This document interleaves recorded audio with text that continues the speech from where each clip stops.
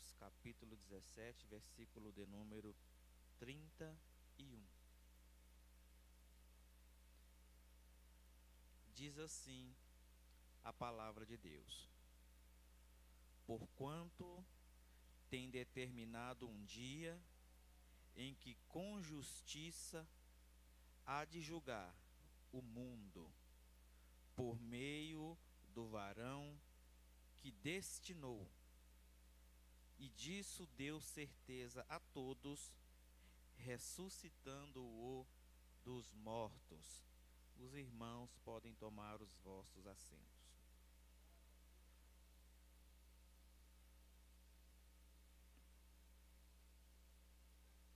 Meus queridos, amados irmãos, ouvintes da palavra de Deus,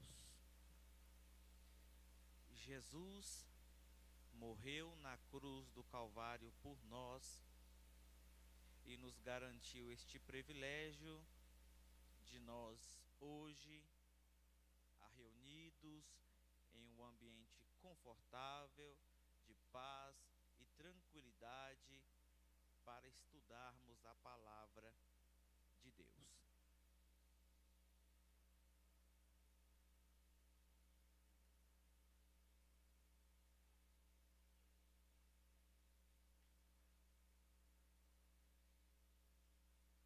Glorificado seja o nome de Jesus. Vamos aguardar enquanto todas as crianças dirigem-se até as suas salas. Glória a Deus. Amém, amados irmãos? Coisa boa. Irmãos, não conversa com o irmão do banco não, porque daqui onde eu estou eu consigo te ver, viu? Parece que eu estou em cima de você aí. Se você olha para o lado eu vejo, se você conversa eu vejo, se você cochila eu vejo, viu? Parece que eu estou aí com você. E fica firme comigo, que eu tenho um estudo aqui para passar para os irmãos, muito bom, abençoado. É uma noite fresca, é uma noite agradável. Vamos aproveitar nosso tempo para poder estudar a palavra de Deus.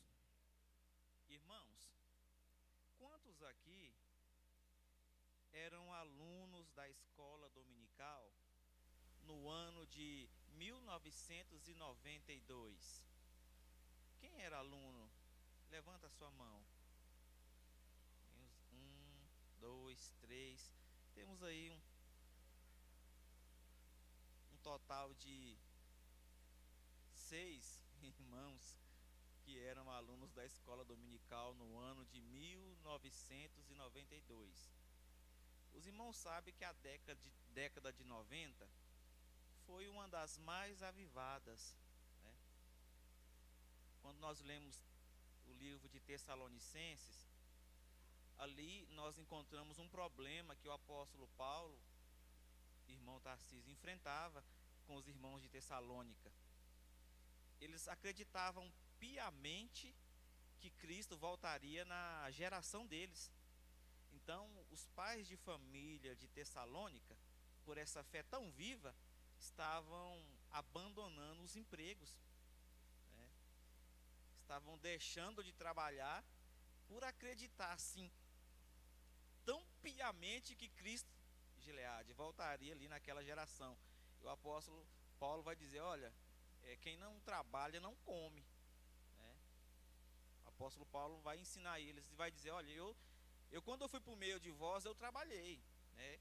Eu fui por meio de vós, mas eu não comi da comida de vocês, eu não fui pesado para vocês, né? Eu construí as minhas tendas, etc. A década de 90 era parecida com a igreja de Tessalônica.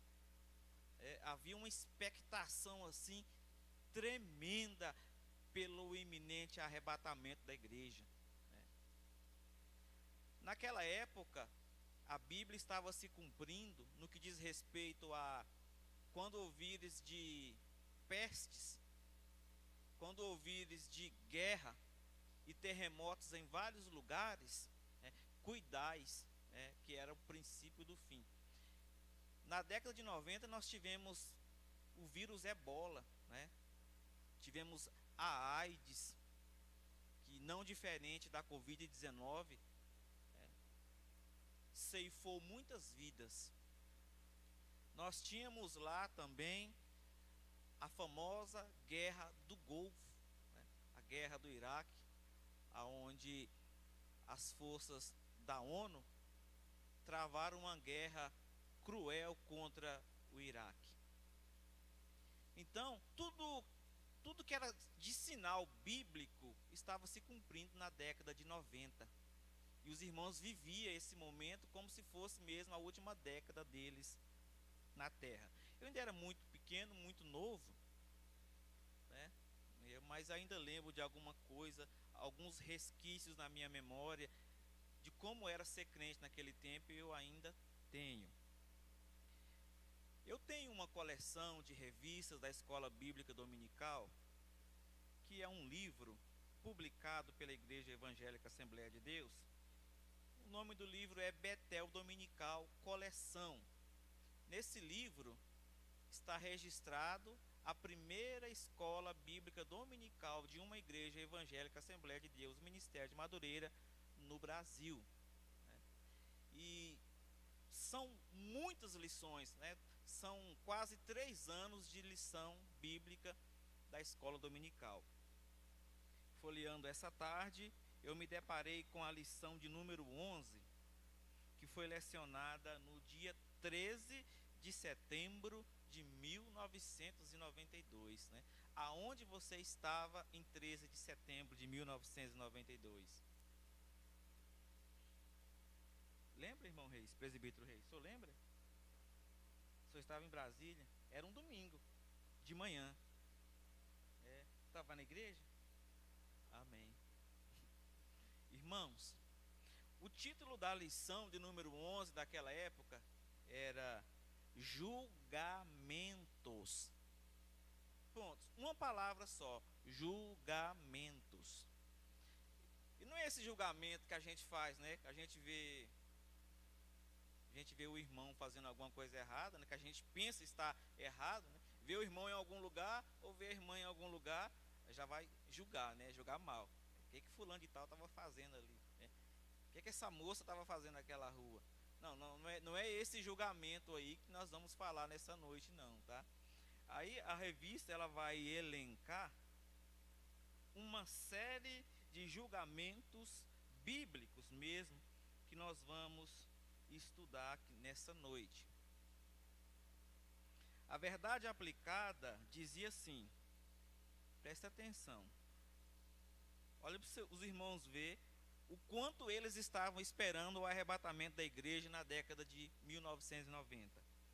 Considerando, isso é a verdade aplicada, considerando que após a morte segue-se o juízo e ninguém sabe quando vai morrer, temos que estar sempre preparados.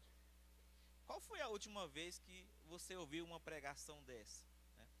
Qual foi a última vez que você acessou o YouTube e lá um pregador famoso, um professor de escola bíblica ou qualquer outra pessoa que se dedica a ensinar estava ocupado em te falar essas verdades? Considerando que ninguém sabe quando vai morrer, temos que estar preparados, né? E os irmãos nesse período ouviam falar de muita guerra, né? Terremotos em vários lugares, ebola, AIDS. Os irmãos estavam mesmo esperando a volta de Cristo.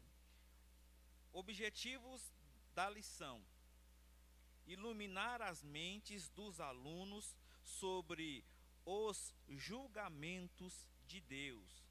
São 3, esse é o segundo.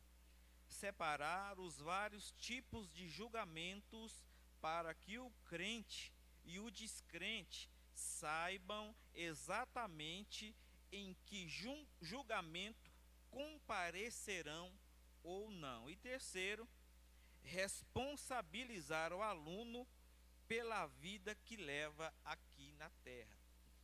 Bom, a linguagem era muito direta, não é? Essa lição ela tinha o intuito de te responsabilizar. Hoje a gente não fala mais isso, né? O objetivo da lição é informar, né? Elucidar, esclarecer, né? Passar a mãozinha na cabeça. Mas naquele tempo não tinha esse negócio de mimimi, não. Era te responsabilizar pela vida que tu leva aqui na terra. Irmãos, a escola dominical era um culto de doutrina. Os irmãos vão ver que o assunto é tão pesado quanto qualquer um dos assuntos que a gente estuda aqui no culto de terça-feira. Ele nos traz aqui 5 textos de referência que vão nos aprofundar um pouco mais no assunto julgamentos. 2 Samuel, capítulo 12, versículo 12. Abra a sua Bíblia, vamos ler. Eu só não vou repetir o assunto dos bereanos, porque senão os irmãos vão ficar bravos comigo. Sabe, aqueles bereanos que deixavam a Bíblia aberta e que confirmava na palavra se o apóstolo Paulo estava falando a verdade. 2 Samuel 12, versículo 12.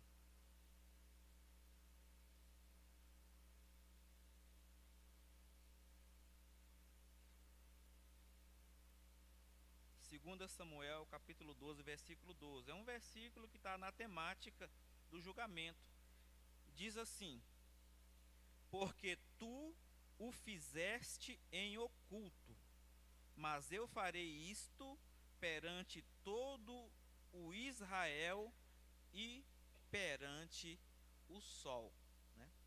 Aqui Deus, através do profeta, estava corrigindo o povo, pregando ao povo, ensinando ao povo, dizendo para o povo que o povo fazia, que o povo realizava atividades ocultas, mas que Deus traria às claras todas essas atividades e as deixariam aí patentes como um objeto que está sob a luz do sol. Ou seja, claro para todo mundo ver. Agora vamos para o livro de Romanos, capítulo 14, versículo 10.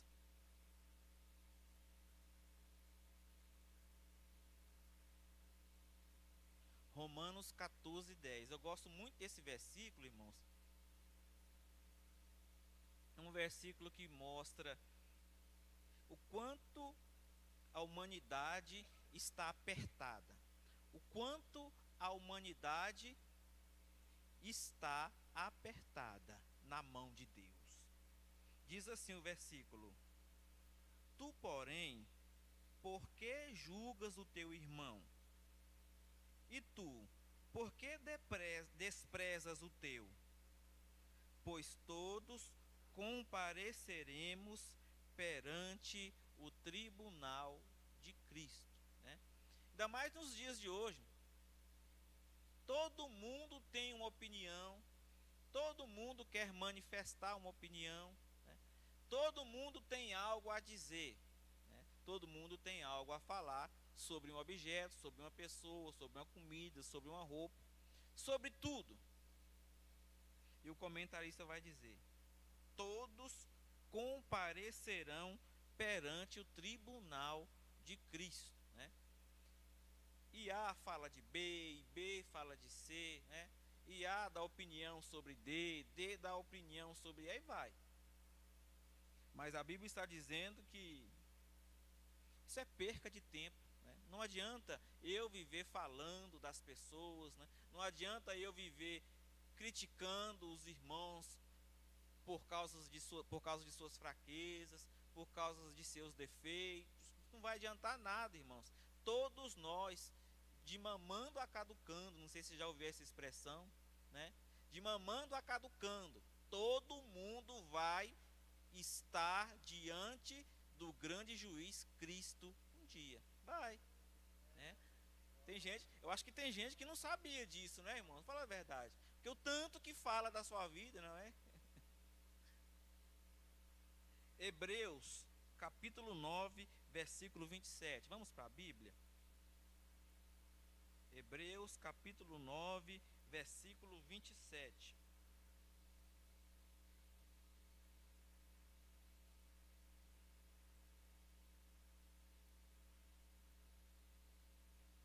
Hebreus capítulo 9, versículo 27.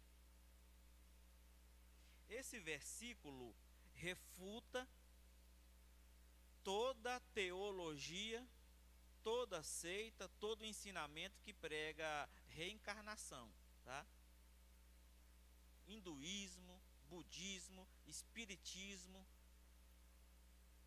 tudo cai por terra diante desse versículo. Hebreus capítulo 9, versículo 27. Diz assim: e assim como aos homens está ordenado morrerem uma só vez, e depois disso seguirá ao juízo. Então, o ser humano morre só uma vez. Não vai nascer de novo, nunca nasceu de novo, né? Não terá outra chance. Ou então, como o hinduísmo prega, não vai alcançar o Dharma, né? O Brahma, né? Eles dizem que o Brahma é o estágio final de uma alma que reencarnou milhares e milhares de vezes, onde tudo é silêncio, onde tudo é escuro, onde tudo é quieto, onde tudo é calmo. Não, Deus não tem para os crentes uma eternidade no escuro, não, irmãos. É verdade que para onde nós vamos não vai haver sol, mas será um dia para sempre, né? Apocalipse capítulo 20, versículo 15. Irmãos, isso aqui são textos de referências que eles davam naquela época para introduzir o assunto que eles estavam tratando. Por enquanto a gente está introduzindo o assunto julgamentos, né? Os irmãos percebem que os comentaristas daquela época, eles escolhiam os versículos mais pesados e de maior facilidade para o nosso entendimento, né? Não tem versículo de difícil interpretação, e também não tem versículo leve. Era um arroz com feijão, mas em vez de usar óleo, eles estavam usando banha de porco, né? Porque era forte, irmão Elias. Apocalipse capítulo 20, versículo 15, diz assim: e se alguém não foi achado inscrito no livro da vida, esse alguém foi lançado para dentro do lago de fogo. Hoje é difícil, né, dizer para a pessoa: aceite a Cristo, senão você vai para o inferno. Não pode pregar assim, não, né? Não pode. Mas olha o que os crentes aprendiam na década de 1990.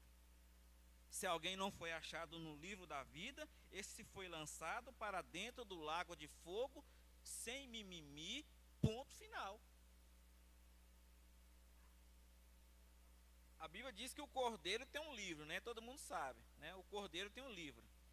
Aí o cordeiro está chamando Marinha, Joaquim, Josézinho, Pedrinho, Huguinho, Leozinho, todo mundo subindo para o céu. Aí ficou para trás, só uma suposição, um Washington ficou para trás e reclama: não chamou meu nome. Aí o cordeiro, né, que foi João chorando, né, porque tinha um livro fechado por dentro e por fora, 7 selos, só o cordeiro que podia abrir o livro, né? Oh, glória! E ele está lá folheando e vai dizer: não tem um Washington aqui não. É o que a Bíblia está dizendo. Quem não foi achado no livro da vida foi lançado dentro do lago de fogo. Ponto final. Irmãos, naquele tempo, ou você era crente de verdade ou você não era. Dentro da igreja não ficava gente enganadora, porque a palavra era dura. O enganador não consegue ficar num local onde tem a palavra dura, não dá conta. Ele corre. Quando a palavra é dura, ela é fogo, ela espanta as feras do campo, ela espanta os lobos, ela espanta as raposas, Ela espanta os leões, as leoas, os tigres, todos esses bichos fogem pelo fogo da palavra de Deus. Agora, quando a gente extingue o Espírito Santo, quando a gente baixa a temperatura do fogo, que deixa só aquela fagulhinha, aí os bichinhos começam a chegar perto, dá uma olhadinha, dá uns 3 passos para frente, vê que está seguro, vem para mais perto, Mas Gideão foi um homem que nos inspira nessa noite, Ele acendeu 300 tochas e de grandes labaredas e espantou os midianitas. Que Deus, através do poder da palavra, venha espantar o inimigo do nosso redor. E eu estou pregando, irmãos, espiritual, sabe? Eu estou dizendo sobre coisas espirituais. Estou pregando contra laço de enfermidade, laço de adultério, laço de falência. Estou pregando contra fim de casamento. Estou pregando contra Jezabel atrás dos jovens da igreja. Estou pregando contra playboyzinho na porta da igreja. Estou pedindo a Deus, através dessa palavra, espiritual mesmo para nós. Não quero nada material para a sua vida. Precisamos alimentar a nossa alma, meu irmão. Eu falei aqui outro dia que a concupiscência da carne luta contra a nossa alma. Temos que vestir a nossa alma. Temos que alimentar a nossa alma. E esse, o local para isso é a igreja, é a casa de Deus. Agora vamos, irmãos, para a introdução. Diz assim, apesar das ressurreições já indicar o destino do homem, não impede ele de participar do julgamento. As ressurreições não anulam nem substituem os julgamentos, e sim os possibilitam como uma realidade necessária. Os julgamentos oferecem a Deus a oportunidade de demonstrar sua retidão e justiça em relação aos homens. Cada julgamento visa manifestar o passado de cada um e aplicar a punição ou a recompensa. Aqui ele está dizendo para nós que haverá um julgamento e que todos participarão dele. Eu, quando era bem menino novo, nessa década aqui mesmo, quando eu ouvi os pastores e os pregadores dizer que os céus passaram, que a terra passou, que o mar já não existia mais, eu lembrava dos astronautas. Na hora, eu só lembrava de astronauta. Mas sabe por quê? Porque eu pensava assim, se não tem céu, não tem terra, não tem mais mar, não tem mais nada, então a gente vai ficar assim meio que voando no ar. Não tem caverna para esconder, não tem chão para você correr e fugir. Eu já pensava no astronauta, assim no vácuo mesmo, sem ter o que fazer. Irmãos, a Bíblia diz que nesse julgamento não tem como fugir nem escapar dele. Se o céu vai passar, a terra vai passar, não sei se é como um astronauta, mas o certo é que vai ser por que não dizer assim, um troço bem esquisito. Aquele grande trono, lá no horizonte do infinito, e a humanidade toda embaixo esperando. Irmãos, eu queria tanto ouvir, eu queria tanto que você ouvisse naquele dia Jesus dizer: vinde benditos do meu Pai. Glória a Deus. Eu gostaria, tá? E profetizo em nome de Jesus. Aí diz que vai ficar, à direita as ovelhas e à esquerda os bodes. Irmãzinha ali está afiada na teologia, irmã. Amém. À direita as ovelhas e à esquerda os bodes. Irmão. Ovelha só come graminha verde e só come a comida que o pastor dá. Bode não, irmão. Bode come tudo. Come caco de vidro, pula cerca, come plástico, come roupa. Se brincar, ele morde até ele mesmo. Então, por isso, irmão, você é ovelha. Só se alimenta da palavra de Deus. comida enlatada, frase de borrachão de caminhão, áudio de WhatsApp, que você não sabe de onde é que veio, não sabe a procedência. Sai disso, irmão. Essas frases de autoajuda dizendo que você é top, que você é das galáxias, que você é capaz, que você brilha. Irmão, para com isso. Você não é top, você não brilha, você não é nada, se o Espírito Santo de Deus não for na sua vida. E quando eu falo isso, irmão, pega em mim também. Eu sou ser humano. Você acha que eu não gosto de alguém dizer, Fernando, mas você é tão 10, alimenta meu ego, me infla, mas eu não gosto de elogio. E essa palavra corta, mano, corta para lá e corta para cá. Fala a verdade. Receber elogio é muito bom, não é? Mas elogio estraga. A Bíblia diz que Saul, da cintura para cima, era o mais alto e o mais bonito de Israel. O que aconteceu com Saul? Não vamos entrar em detalhe, porque o tempo é pouco. Absalão, ele tinha um cabelo que crescia todo ano, ele cortava o cabelo, todo ano crescia 1 quilo, irmão, que cabelo! 1 quilo! E a Bíblia diz que ele era bonito. O que aconteceu com Absalão?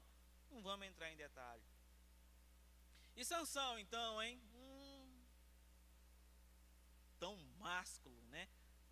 Um representante exímio do espécime masculino. O que aconteceu com Sansão? Elogio estraga. Elogio estraga. Bom, vamos voltar aqui. Primeiro julgamento, o julgamento da cruz. O chamado pecado original, ou a natureza pecaminosa do homem, foi judicialmente decretada e condenada à morte. Ponto final. O pecado original, ou a natureza pecaminosa do homem, foi judicialmente decretada e condenada à morte. O que quer dizer com isso? A criancinha, o bebê nasceu. É duro dizer isso. O bebê nasceu. Ele ainda é inocente e não tem pecado. Mas porque ele está debaixo de um pecado original, do primeiro, ele já está debaixo da maldição do pecado e já nasce condenado à morte, que a morte é o salário do pecado, né? Antes do pecado, o homem não morreria, o homem seria eterno, né? Morre hoje por causa do pecado. Você vai ver lá em Gênesis, né? Quando você começa em Gênesis e cai em Apocalipse, no meio do caminho você vai... Tinha gente que vivia 950 anos, no meio do caminho você vai ver Davi dizendo que quando vive muito é 70, se passar é doença, enfada. Julgamento da cruz. Eu fui decretado judicialmente no mundo espiritual, condenado à morte. Aí ele cita aqui, ó. Porém, essa condenação foi desfeita e anulada na cruz através de Cristo. Glorificado seja o nome de Jesus. Vamos para o livro de Gálatas, capítulo 2, versículo 20.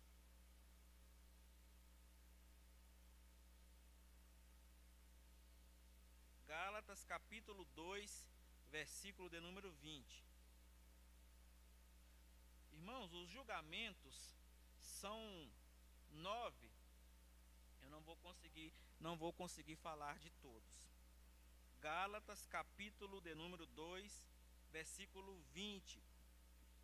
Diz assim: já estou crucificado com Cristo, e vivo não mais eu, mas Cristo vive em mim. E a vida que agora vivo na carne, vivo-a na fé do Filho de Deus, o qual me amou e se entregou a si mesmo por mim. Glorificado seja o nome de Jesus. Então a cruz, irmãos, o julgamento da cruz, ele foi para condenar o próprio Criador, tá? O julgamento da cruz foi para condenar Cristo. Cristo foi condenado nesse julgamento, porque ele levou o meu e o seu pecado, a minha e a sua culpa. Segundo julgamento, é o julgamento da consciência. é o julgamento de hoje, irmão, é o julgamento de agora, né? É isso que acontece com você 24 horas por dia, né?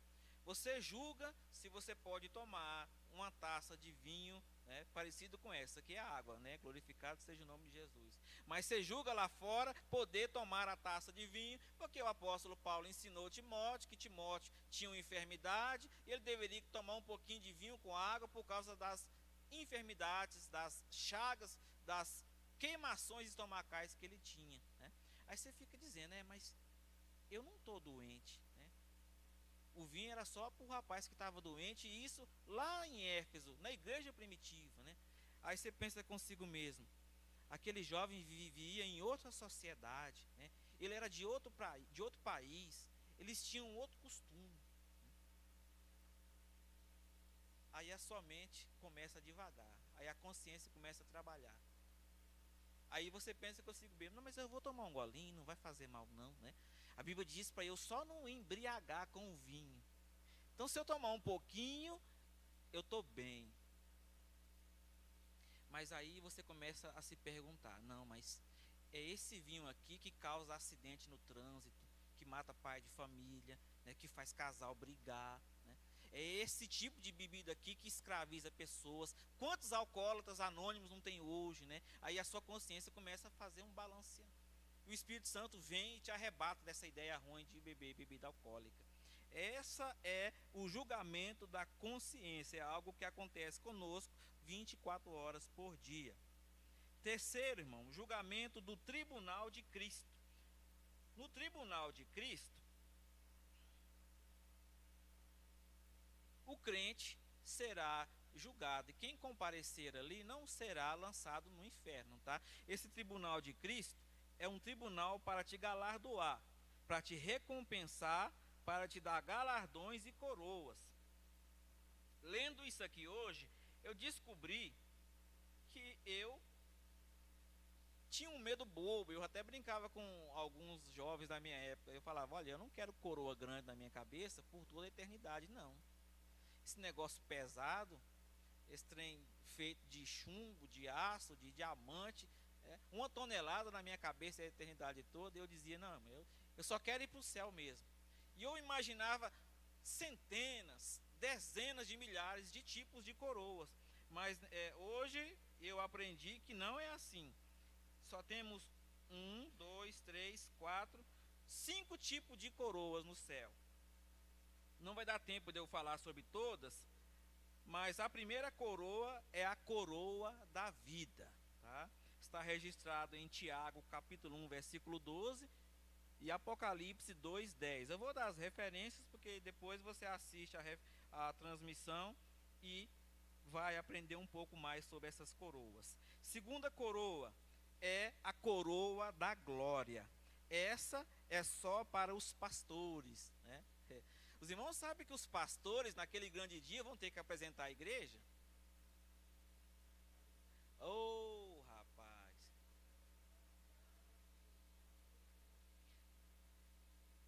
Mas os aprovados vão se exibir, hein?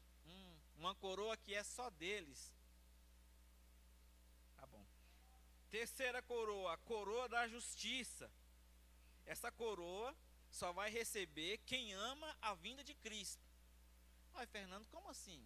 Parece boba a sua afirmação. Só vai receber essa coroa quem ama a vinda de Cristo. Se a pessoa estava lá, amava. Não, irmão, não é assim não. O ladrão que foi salvo no último minuto não amava a vinda de Cristo. Aquele seu parente que você orou a vida toda para Jesus salvar ele, e ele só aceitou Jesus no leito de morte, não amava a vinda de Cristo. Mas você vai encontrar com ele lá. Você vai ter uma coroa que ele não vai ter, mas ele vai estar lá. É assim, né? O camarada passou a vida toda dizendo, odeio crente, não gosto de crente, tenho raiva de crente. Aí acontece um acidente, no último segundo da vida dele, chega o socorrista do SAMU, crente, faz o apelo para ele. Os irmãos acham que isso não já aconteceu, não, por aí? Quantas e quantas vezes, irmãos? A Bíblia diz que naquele grande dia vai ter muita surpresa, viu? Aquele teu vizinho macumbeiro que joga pedra na tua casa pode estar lá. Por um caos desse, uma coisa assim. Então, essa coroa da justiça é para nós, que estamos vivendo a vida toda, amando, para os irmãos de Tessalônica, que estavam abandonando os empregos. É esses aí que vão receber essa coroa. Quinta coroa, a coroa de alegria. Essa é para os ganhadores de alma. E tudo isso tem versículo bíblico, viu, irmãos? Depois, se você quiser tirar foto dessa página aqui, ó, eu vou deixar. Isaías 55:12, Daniel 12:3, 1 Tessalonicenses 2:19 e Tiago 5:20. Coroa de alegria é só para os ganhadores de alma, né? Se você já ganhou pelo menos uma alma, irmão, glória. Aí você já tem uma coroa, você já tem essa coroa de alegria. Você amou a vinda de Cristo, você tem outra coroa. Eita! Você foi fiel na terra, você já tem a coroa da vida, 3 coroas para uma cabeça só. Cada dia usa uma, né? É desse jeito que as irmãs compram sandália, irmão. Pega aí a visão aí, ó.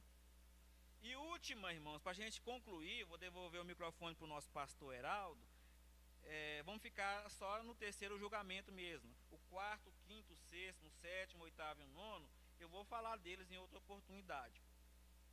Última coroa, coroa incorruptível, é para os que exerceram temperança e autodomínio. Tem muito crente iracundo, né?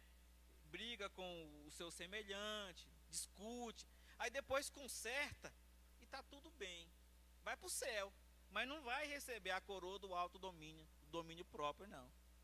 Sabe quem vai receber essa coroa? Abraão, Moisés, que a Bíblia diz que foi o varão mais manso, o homem mais humilde que a terra conheceu foi Moisés, é ele, né? De repente a Kelly Rodrigues não vai receber essa. E de repente Fernando não vai. Crente que tem dificuldade para perdoar, não vai. Irmão, crente que tem dificuldade para perdoar, vai para o céu, vai em nome de Jesus, porque conserta. Mas ele não tem esse domínio, ele não vai receber essa coroa, né? Ele vai estar com outra coroa lá, mas essa aqui, a coroa incorruptível, não. Convido os irmãos a ficarem de pé, o tempo já cessou. Vamos orar. Soberano Deus e Pai, Pai do nosso Senhor e Salvador Jesus Cristo, quero te agradecer por essa terça-feira que a sua cruz garantiu para nós. O teu sangue é o que garante a vitória da igreja. Aqui toda a honra e toda a glória foi para o Senhor, que é o centro da Bíblia. Receba, Pai, porque é teu. O Senhor é digno da nossa vida. Amém. O pastor Heraldo, com a oportunidade.